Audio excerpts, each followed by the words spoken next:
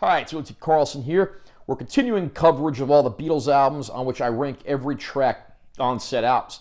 Today we get to my personal favorite Beatles album and their swan song, Abbey Road.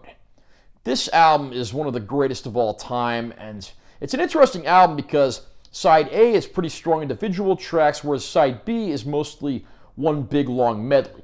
I was debating before I put out this video, should I rank the medley as one song or the individual tracks as individual songs? I decided on the latter, so that's the approach I'm going to take here. Again, this list is for entertainment only. These are only my opinions. You can and probably will disagree with me. You're welcome to comment below to share your disagreements. I just ask that you keep it civil and don't post anything insulting. I will delete any insulting or condescending comments. Let's go ahead and get started. At number 17, starting off the list at the bottom, I have Her Majesty. It's literally a 20-second long, almost hidden track sung by Paul McCartney about meeting the Queen. There's not much you can do with 20 seconds, although I won't deny the song does put a smile on my face. At number 16, I have Mean Mr. Mustard, again part of the medley, or as the band like to call it, the long one. And this one, again, it's just an individual track that's part of a bigger medley, but doesn't really stand on its own. At number 15, I have Carry That Weight. Probably one of the bigger, more memorable parts of the medley. Again, not one that I think really stands on its own too super well, but it does serve its purpose on this album well enough. At number 14, again, part of the medley, Polythene Pan. This song has some of John Lennon's best vocal delivery and some great instrumental work as well. If this had been developed into a full-length song, it probably would have been one of my favorite Beatles songs. But as is, unfortunately, it's relegated to being part of the medley, and it doesn't really get to do much more than that. Number 13, I have Sun King. Of course, the Beatles were always into the psychedelia and world unity, and this song tries to reflect that. It actually doesn't do half bad of a job of it, but again, like so many of these other songs, it's largely part of a bigger medley. Number 12, I have Oh Darling, which of course is largely a vocal showcase for Paul McCartney, and he really sings his heart out on this one. It's a pretty solid tune, admittedly not my favorite track on Abbey Road, but again, a pretty influential one. At number 11, I have Golden Slumbers. Again, part of the medley, but some absolutely great vocal work, and it does a good job bringing everything together as part of the long one. At number 10, I have Octopus's Garden. This song, of course, penned and sung by Ringo.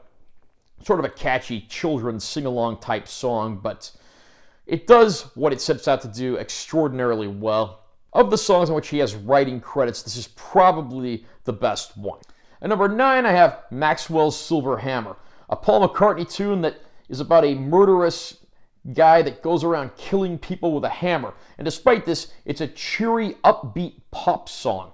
The two extremes couldn't be any farther apart there. The other Beatles hated this song, but I can't listen to this one and not smile.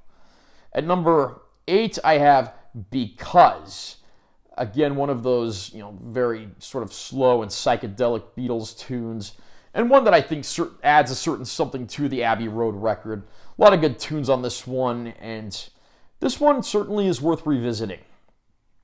At number 7, I have The End.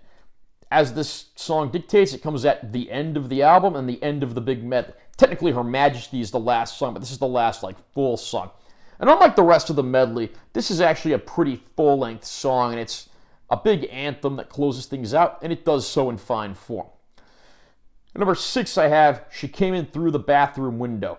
Of the shorter tracks that are relegated to being part of the medley, this is probably the strongest one of the lot.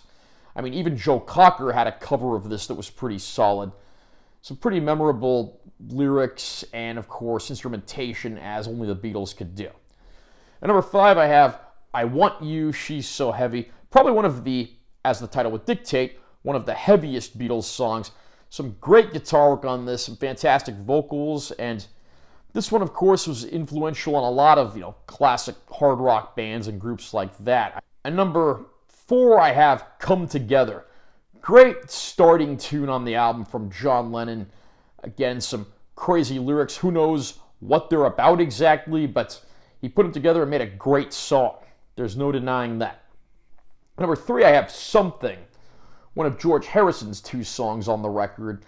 This one being just, sort of a pop ballad with some great electric guitar work.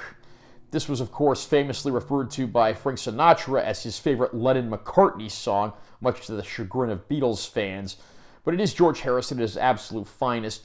If I'm not mistaken, this was George's only #1 hit song as a member of the Beatles, which he wrote and sang. And number 2, I have You Never Give Me Your Money, the track that comes right before the long one begins. And you get some, very distinct, different parts to this song. And the guitar work by George Harrison at the end is some of his best on the record, maybe even some of his best with the Beatles. That riff he plays at the very end of the song is one of the most ripped off in rock history, and rightfully so. But my #1 pick for a song on the Abbey Road album, Here Comes the Sun.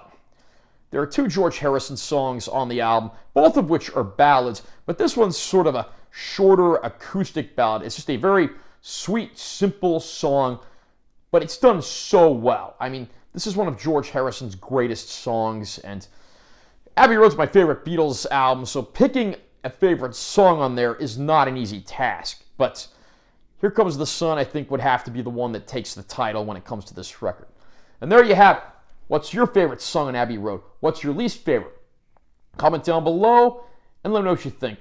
Again, all I ask is that you keep it civil, no insulting or degrading comments. Also, remember to subscribe to this channel for more content, because I'm always posting new videos. And make sure you give this one a like if you found it helpful. I'm Taylor T. Carlson. See you next time.